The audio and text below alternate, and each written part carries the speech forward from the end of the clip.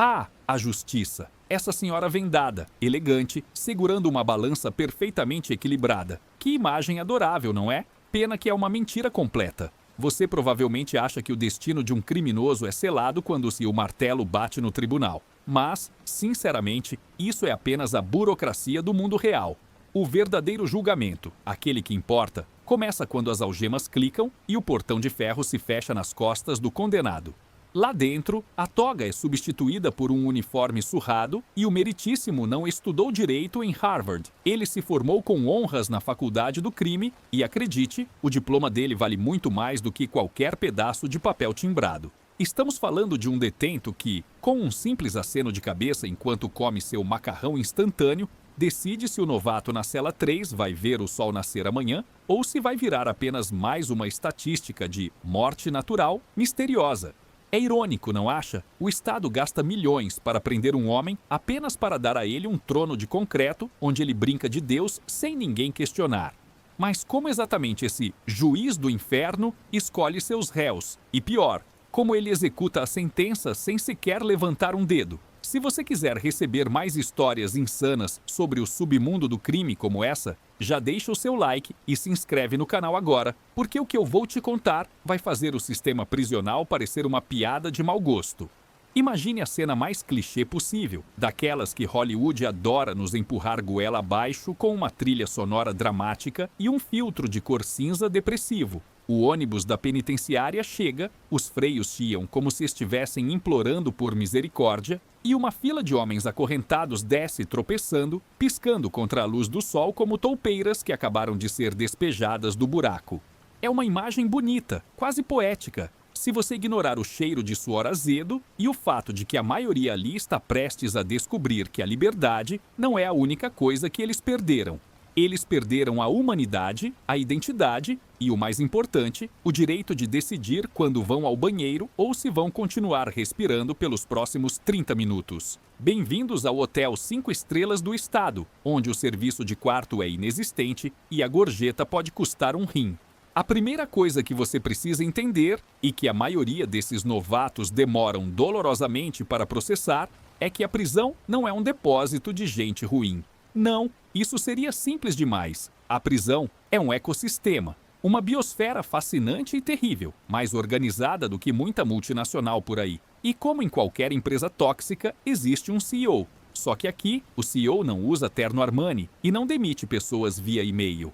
Ele usa um uniforme laranja desbotado, provavelmente 2 números maior que o corpo dele, e a carta de demissão que ele assina geralmente vem na forma de uma escova de dentes afiada, inserida cirurgicamente entre a 3ª e a 4ª costela. Mas não vamos nos adiantar, porque a beleza dessa tragédia está nos detalhes, naquelas pequenas nuances que fariam um sociólogo chorar em posição fetal. Quando os portões se fecham, acontece uma mágica. Os guardas, aqueles heróis de farda que juraram proteger a sociedade, recuam para suas bolhas de vidro blindado. Eles acham que controlam o lugar porque têm as chaves e os cacetetes, o que é adorável, sério, é de uma inocência comovente.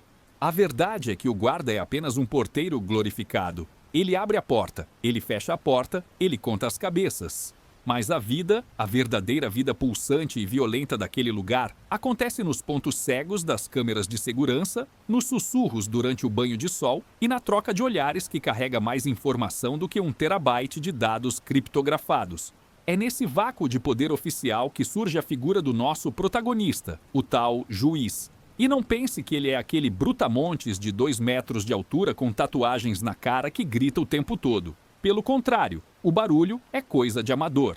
Quem late não morde, e na cadeia, quem grita geralmente é o primeiro a virar a esposa de alguém. O verdadeiro juiz é discreto. Ele é aquele cara sentado no canto do refeitório, comendo sua gororoba com a calma de quem degusta um risoto de trufas.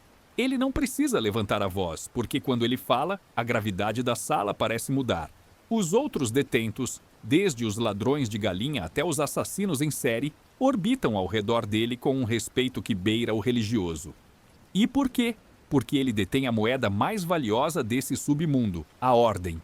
Em um lugar onde o caos é a norma, onde qualquer um pode surtar e arrancar sua orelha por causa de um pacote de cigarros, o juiz oferece estabilidade.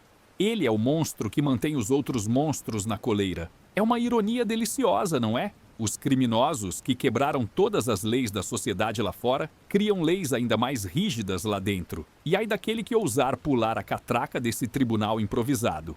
Vamos pegar um exemplo prático para ilustrar a genialidade macabra desse sistema. Imagine que chega um novato, vamos chamá-lo de Playboy. O Playboy caiu por tráfico, mas ele nunca sujou as mãos de verdade. Ele era o cara do escritório, o gerente de logística do pó. Ele chega na cela achando que o dinheiro que ele tem lá fora, ou os contatos do advogado caro dele, valem alguma coisa ali dentro.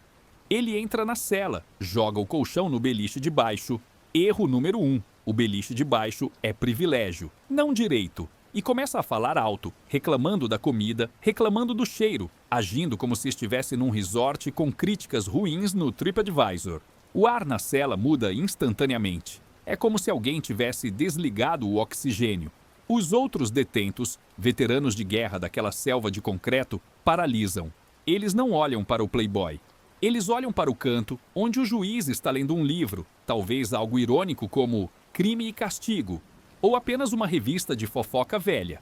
O juiz não levanta os olhos da página. Ele não precisa. Ele apenas suspira. Aquele suspiro é uma sentença. É o martelo batendo na mesa. O Playboy, na sua infinita arrogância, nem percebe que acabou de assinar um contrato de risco de vida. Ele continua tagarelando, talvez até faça uma piada sobre a mãe de alguém, porque ele é muito esperto, muito sagaz. O que ele não sabe é que o sistema judiciário da prisão não tem recurso, não tem apelação e definitivamente não tem habeas corpus. O juiz, com sua calma irritante, finalmente fecha o livro. Ele olha para o novato. Não é um olhar de raiva. É um olhar de tédio. É o olhar de um funcionário público que precisa preencher mais um formulário chato. Ele faz um gesto minúsculo com a mão, algo que você perderia se piscasse, talvez apenas um coçar de nariz ou um ajuste nos óculos. Nesse momento, a engrenagem começa a girar. O Playboy ainda acha que está no comando, mas ele já é um cadáver ambulante, um fantasma que ainda não percebeu que morreu. A economia da violência foi ativada. Veja bem, o juiz não vai lá e bate no cara. Isso é vulgar, isso é trabalho braçal.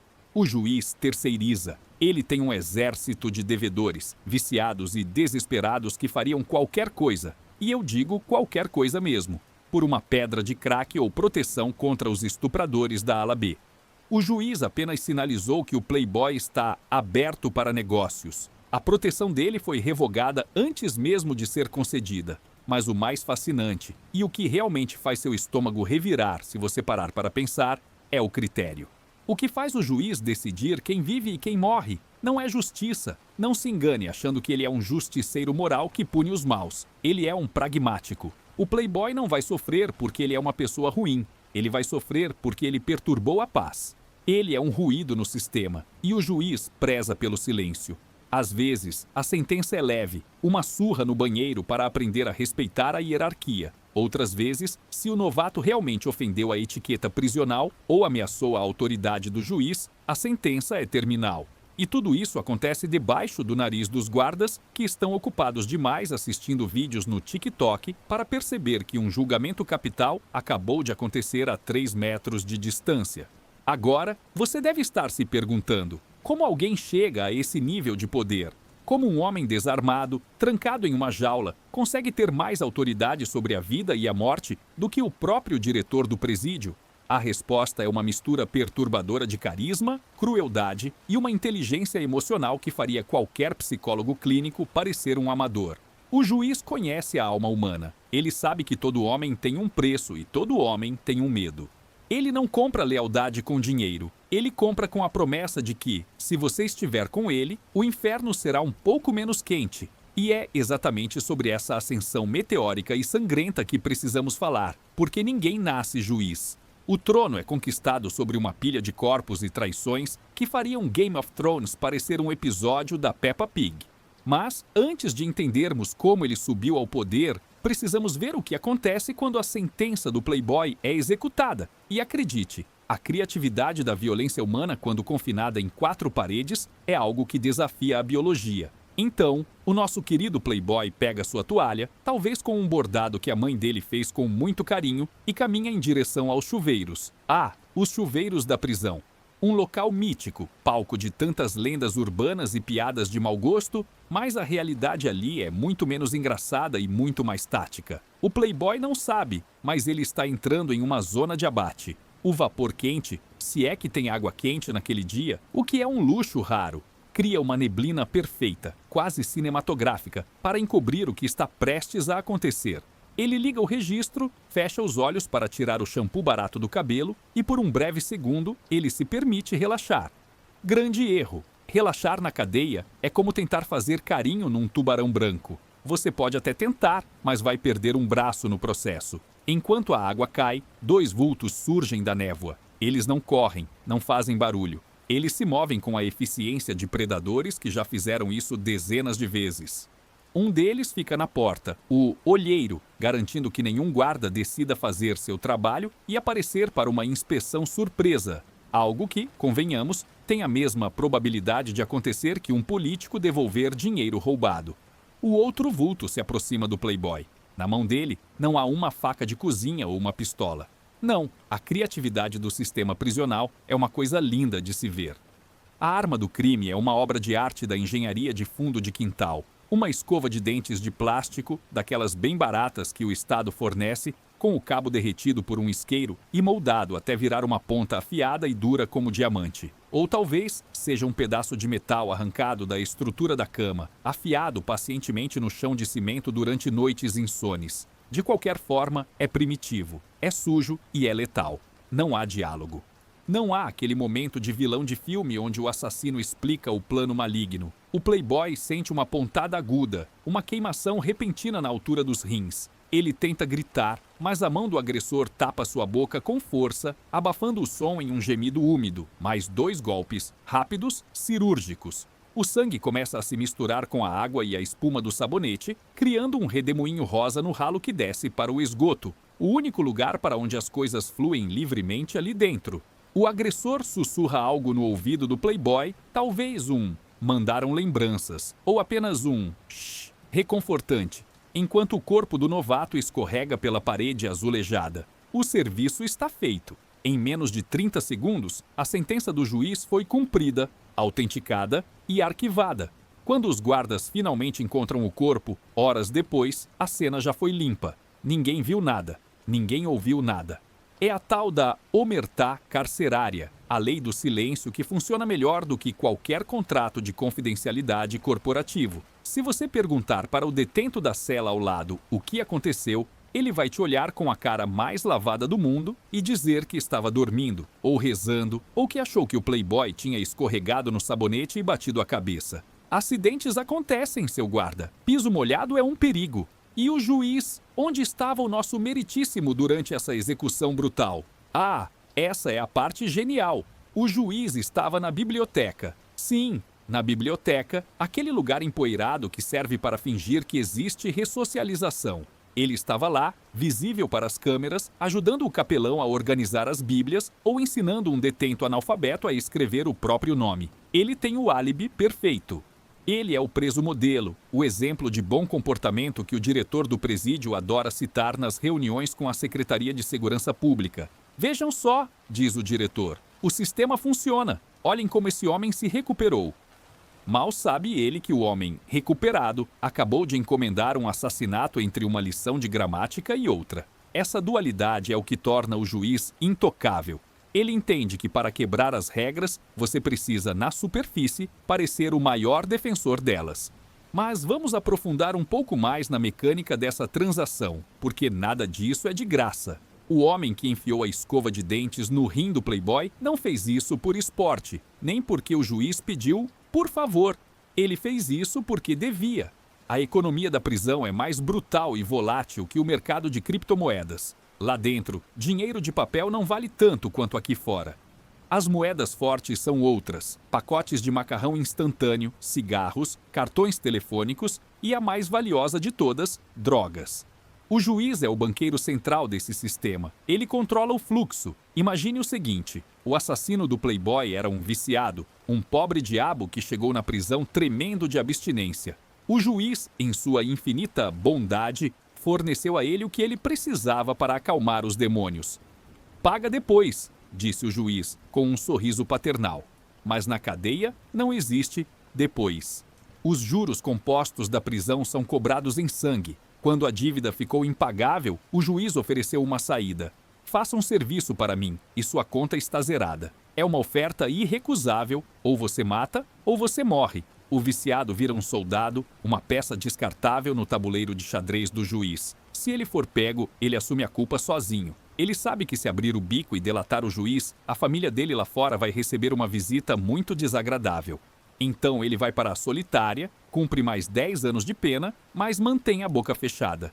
É um sistema de RH perverso, mas incrivelmente eficiente. E o que o juiz ganha com a morte do Playboy, além de reafirmar sua autoridade? Ele ganha o espólio. O tênis de marca que o Playboy usava agora é do juiz. O dinheiro que a família do Playboy mandava para a cantina agora é redirecionado para as contas dos laranjas do juiz.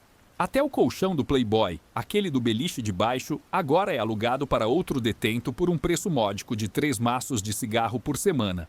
Nada se perde, tudo se transforma em lucro. É o capitalismo selvagem em sua forma mais pura, destilada e sem regulamentação governamental. Se você está achando isso tudo fascinante e quer continuar recebendo essas histórias que a mídia tradicional tem medo de contar, já deixa o seu like e se inscreve no canal, porque o buraco é muito mais embaixo e a gente só está arranhando a superfície. Agora, você deve estar pensando que o juiz sempre foi esse gênio do crime, um Don Corleone nato. Errado. E é aqui que a história fica realmente interessante e serve de lição para qualquer um que subestime o poder da adaptação. Quando o juiz entrou na prisão pela primeira vez, anos atrás, ele não era ninguém. Ele não era um chefe de facção, não tinha músculos, não tinha tatuagens de palhaço ou de carpa. Ele era, muito provavelmente, um estelionatário, um contador que desviou dinheiro ou talvez um falsificador. Ele era carne fresca, assim como o Playboy. Ele apanhou, ele foi humilhado, ele teve que lavar a roupa íntima de outros presos. Mas, ao contrário do Playboy, ele não reclamou. Ele observou. Ele percebeu que a força bruta é um recurso limitado. O cara mais forte da prisão sempre vai encontrar alguém mais louco ou mais rápido, ou vai simplesmente levar uma facada enquanto dorme. Músculos precisam de proteína, e proteína é escassa. Mas inteligência, informação, isso é um recurso renovável. O juiz começou pequeno. Ele usou seu conhecimento de mundo, sua capacidade de articulação para se tornar útil. Sabe aquele guarda corrupto que queria vender celulares para dentro, mas não sabia como cobrar sem ser pego? O juiz organizou a contabilidade para ele. Sabe aquele chefe de pavilhão que era analfabeto e precisava ler as cartas da advogada? O juiz leu para ele e, mais importante, explicou as brechas da lei. Aos poucos, ele se tornou o conselheiro, o consigliere. Ele se fez indispensável. Ele guardava segredos. Ele sabia quem estava traindo quem estava devendo para quem. Informação é poder, e o juiz acumulou um arsenal nuclear de segredos. Quando a oportunidade surgiu, um vácuo de poder deixado por uma rebelião ou uma transferência de presos, ele não precisou lutar pelo trono. O trono foi oferecido a ele porque ele era o único que sabia como manter a máquina funcionando. Ele transformou o caos em uma empresa. Ele percebeu que a paz é mais lucrativa que a guerra. Se os presos estão se matando o tempo todo, a polícia intervém, as revistas aumentam, o fluxo de drogas e celulares para. Mas se houver ordem, os negócios florescem. O diretor do presídio, no fundo, sabe disso. Ele sabe que o juiz manda mais do que ele, mas o diretor quer ter um turno tranquilo, quer ir para casa ver a novela e não ter que lidar com uma rebelião sangrenta. Então existe um acordo tácito, um pacto faustiano entre o Estado e o crime. O diretor finge que manda e o juiz finge que obedece, desde que seus negócios não sejam perturbados. É uma simbiose nojenta, mas é o que mantém as paredes de pé. Mas o poder do juiz não se limita aos muros da prisão. E é aí que o terror realmente começa, porque você pode trancar o corpo de um homem, mas não pode trancar a influência dele. O que ele faz lá dentro reverbera nas ruas, nas favelas e até nos gabinetes de políticos engravatados. E você aí, na sua doce inocência, achando que as muralhas da prisão servem para conter o mal, como uma represa segura a água. Que fofo! Na verdade, as muralhas funcionam mais como um amplificador de sinal. O que acontece lá dentro não fica lá dentro. vaza, escorre e infecta o mundo aqui fora como um vírus altamente contagioso. O nosso querido juiz, sentado em seu trono de concreto, não está apenas gerenciando a cantina da cadeia ou decidindo quem vai levar uma surra no banho de sol. Ele está operando uma franquia multinacional de criminalidade. E o escritório dele? Uma cela de 6 metros quadrados com umidade nas paredes e um vaso sanitário sem tampa. Mas quem precisa de uma sala de reuniões com vista para o Central Park quando se tem um celular contrabandeado que pega 4G melhor do que o da sua operadora oficial? Vamos falar sobre tecnologia, porque é fascinante ver como a inovação chega primeiro onde ela é proibida. Você reclama que o Wi-Fi da sua casa não pega no quarto, mas o juiz, de dentro de um bloco de segurança máxima, consegue fazer uma videochamada em HD para seus tenentes espalhados pela cidade. Como? A engenhosidade humana não tem limites. Celulares chegam de drone, dentro de bolas de futebol chutadas por cima do muro, escondidos nas partes íntimas de visitas íntimas, um lugar onde o sol não bate e o detector de metais, convenientemente, às vezes falha. Ou, o meu favorito, trazidos pelos próprios guardas, que cobram uma taxa de entrega mais cara que o frete expresso da Amazon, mas com garantia de recebimento. Com esse pequeno retângulo brilhante nas mãos, o juiz rege a orquestra. Ele ordena assaltos a bancos, sequestros relâmpagos e queima de ônibus como quem pede uma pizza pelo iFood. Quero 2 ônibus queimados na Zona Norte e um arrastão na avenida principal, capricha no molho de tomate. E acontece. Meia hora depois, o caos está instaurado, o trânsito para, o noticiário entra em plantão urgente com aquele tan-tan-tan dramático. E o juiz assiste tudo pela TV da cela com um sorriso de satisfação no rosto, mastigando um biscoito recheado. É o home office do terror. Ele não precisa estar na rua para aterrorizar a rua. Ele terceirizou a violência, mas a influência dele vai além do crime varejista. O juiz é um articulador político. Sim, você ouviu direito. Em época de eleição, o presídio vira um comitê eleitoral não oficial. Políticos ou seus assessores, porque político não gosta de sujar o sapato italiano, visitam o presídio. Não oficialmente, claro. Eles vão lá para inspecionar as condições carcerárias ou ouvir as demandas dos direitos humanos. Tradução: eles vão beijar a mão do juiz. O acordo é simples e cínico. O juiz garante que a comunidade que ele controla lá fora, favelas inteiras, bairros periféricos onde o Estado só entra de caveirão, vote no candidato X. Em troca, o candidato X, se eleito, promete melhorias no sistema prisional. Essas melhorias podem ser desde uma comida menos podre até a transferência de um diretor de presídio que está sendo rigoroso demais.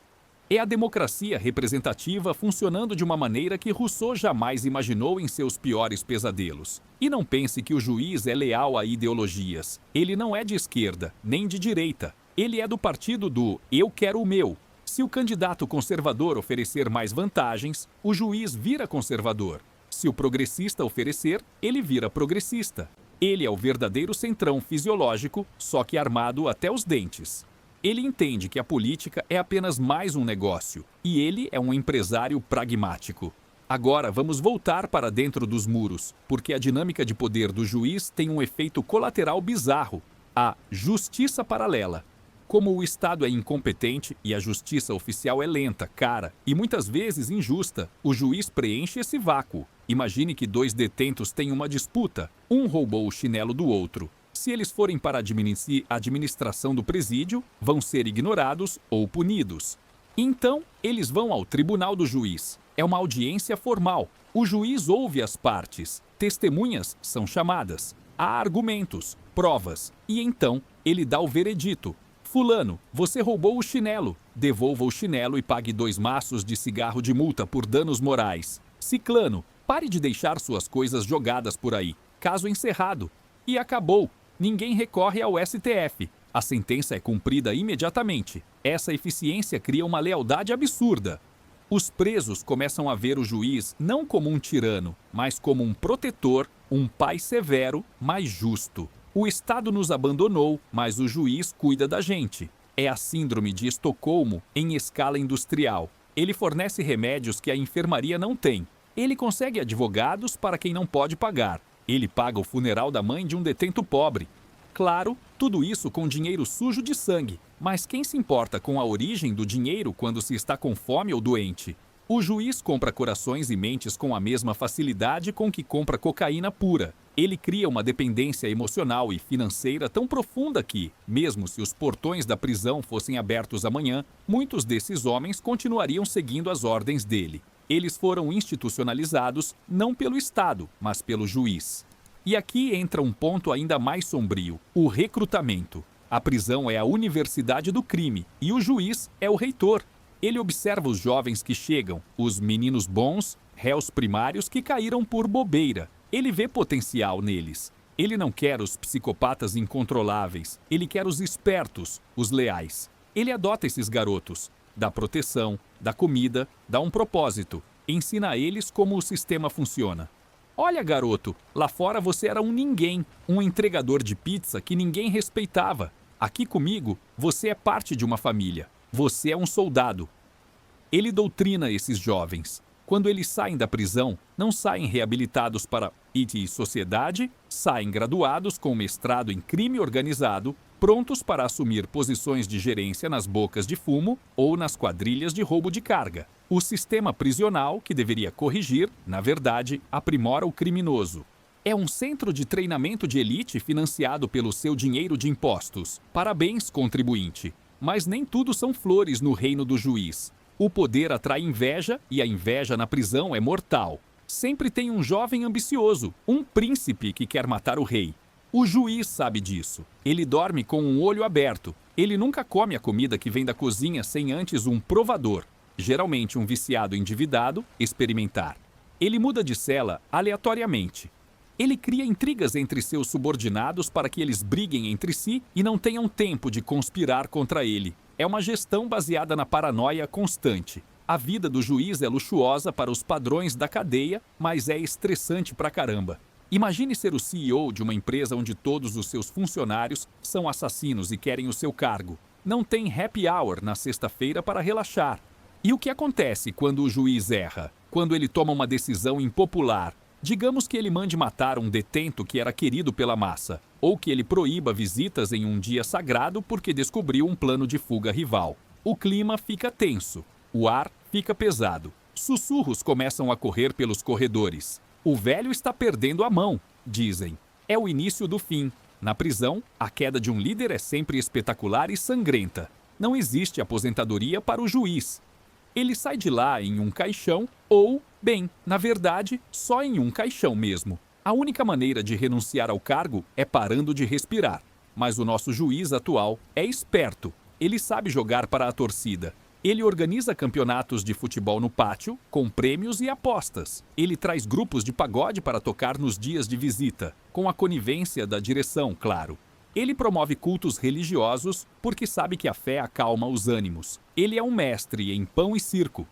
Enquanto a plebe estiver entretida e alimentada, o rei permanece no trono. Ele manipula as emoções da massa carcerária como um maestro. Ele sabe quando apertar e quando soltar. É uma dança delicada sobre um fio de navalha e qualquer passo em falso significa cair em um poço de jacarés famintos. E o mais irônico de tudo, o juiz, muitas vezes, já cumpriu sua pena. Sim, ele já poderia ter saído, já teve progressão de regime, já teve alvará de soltura, mas ele fica. Por que sair? Lá fora, ele é um ex-presidiário, um cidadão de segunda classe que vai ter que lutar para conseguir um emprego de faxineiro e ser olhado com desconfiança por todo mundo. Lá fora, ele é vulnerável. Pode ser morto por um rival em qualquer esquina ou preso pela polícia por qualquer motivo idiota. Mas lá dentro, lá dentro, ele é Deus. Ele tem poder, respeito, dinheiro e segurança. A prisão se tornou o seu castelo. Ele prefere ser rei no inferno do que servo no paraíso. Ele sabota a própria liberdade, comete infrações disciplinares propositais, só para garantir que vai continuar preso. É a inversão total da lógica. A liberdade se tornou um castigo e a prisão, o seu lar doce lar. Se você acha que isso é loucura, espere até ver o desfecho dessa história, porque o reinado de todo tirano tem um prazo de validade e quando a conta chega, ela vem com juros e correção monetária que nem o juiz consegue pagar. E o pior, o sistema já tem um substituto pronto, esperando na fila, ansioso para pegar o martelo e começar tudo de novo. O ciclo é infinito e você está financiando o próximo episódio. E assim chegamos ao grande finale, o último ato dessa ópera bufa sangrenta que chamamos de sistema prisional. Como eu disse, todo reinado tem um fim, e na cadeia, a transição de poder não envolve faixas presidenciais, discursos emocionados ou apertos de mãos civilizados. Envolve traição, emboscadas e muito, mas muito sangue. O nosso juiz, apesar de toda a sua astúcia, de todo o seu maquiavelismo de boteco, cometeu o erro clássico de todos os ditadores. Ele começou a acreditar na própria lenda. Ele achou que era imortal. Ele achou que o medo que ele inspirava era o mesmo que lealdade. Spoiler, não é. O medo tem prazo de validade. Ele azeda, coalha e vira ódio. E o ódio é um combustível muito mais potente que a gasolina. Lembra daquele garoto que o juiz adotou? O jovem promissor? O menino bom que ele treinou para ser seu sucessor? Pois é, o garoto cresceu, aprendeu tudo o que o mestre tinha para ensinar e, mais importante, aprendeu o que o mestre não ensinou, as fraquezas dele. O garoto percebeu que o juiz estava ficando velho, lento, sentimental.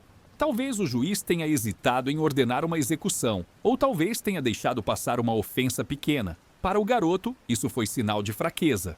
E na selva, quando o leão alfa manca, as hienas começam a rir. O golpe não acontece em um dia de sol no pátio, com plateia. Isso seria muito arriscado. O golpe acontece na calada da noite, naquele horário morto da madrugada onde até os grilos da prisão parecem estar dormindo. O garoto, agora um homem com o olhar frio de um tubarão, reúne seus próprios tenentes. Eles são a nova geração, mais violentos, mais impulsivos, viciados em drogas sintéticas e sem o código de honra antiquado do juiz. Eles não querem negociar com o diretor. Eles querem sequestrar a filha do diretor. Eles não querem paz para fazer negócios. Eles querem guerra para mostrar poder. É a evolução da espécie, só que ao contrário. A cela do juiz é invadida. Não há resistência heróica. O juiz acorda com uma faca no pescoço antes mesmo de conseguir tatear seus óculos na mesa de cabeceira. Ele olha para o garoto, seu protegido, e vê o reflexo de si mesmo 30 anos atrás. Não há raiva nos olhos do juiz, apenas uma resignação cansada. Então é hoje. Silencioso. O ciclo se fecha. O rei está morto. Vida longa ao rei. O corpo do juiz é descartado sem cerimônia, talvez esquartejado e jogado no lixo da cozinha para ser levado pelos caminhões na manhã seguinte, ou talvez dissolvido em ácido conseguido na oficina do presídio. Ele desaparece. Para a administração, ele fugiu.